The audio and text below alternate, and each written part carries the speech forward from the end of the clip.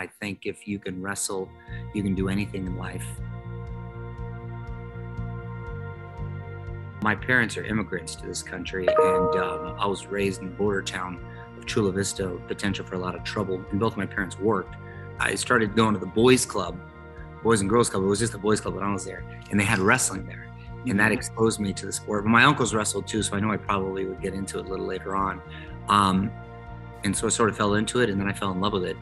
And I loved everything about it. I've always been a more physical kid, and I love the individual aspect of it.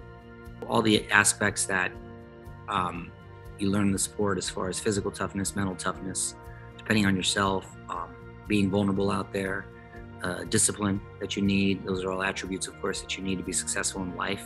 So that's why I'm a big lover and supporter of the sport. I was fortunate enough to be one of his coaches at Chula Vista High School when he was a junior and a senior.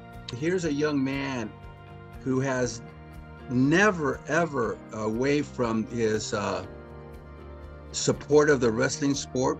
And he's always had this strong commitment to perfection. I'm very humbled to be part of his life, and I'm more humbled to be part of the wrestling program. It saved my life, and I think it saved his life. I always just kind of looked at myself as a regular guy, and I went to a big public school in Chula Vista High School, and I grew up wrestling, boxing, doing all kinds of stuff that I wanted to do outside of theater and in the entertainment industry, because I wanted to have a normal sort of life. And for the most part, I did. And it was tough to kind of balance the two, just because the schedule was so fluid in the entertainment business. And I didn't really talk about it too much when I was in school, all the entertainment stuff that I was doing. But because of wrestling, I was kind of accepted with my peers and stuff. So it helped me kind of assimilate easily. He wasn't supposed to be a wrestler. The character, Slater, was just supposed to be like Travolta's character in Welcome Back, Kotter. Kind of like a street kid, sort of army brat, kind of ladies' man kind of thing. And he wasn't an athlete at all. When we got the role, the producer, Peter Engel, asked us to write down all our hobbies and interests because he wanted to incorporate it into our character. So my mom put me in a bunch of stuff. So I wrote dancing, playing the drums, wrestling. So they incorporated that into the character. It wasn't that he was a wrestler on the show. It was more me.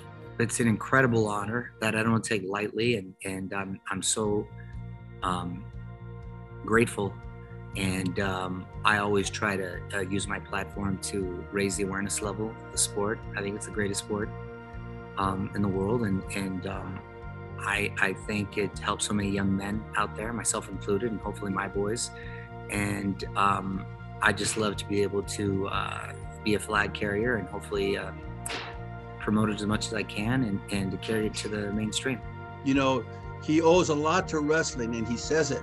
He owes a lot to the theater and business, and he's made it a quest for kids to get into the business. He makes it easy for kids to get into the business. He's never denied people, with the autographs. He's never denied access to it. So he has been a great American, I think. He's a proud contributor to this society.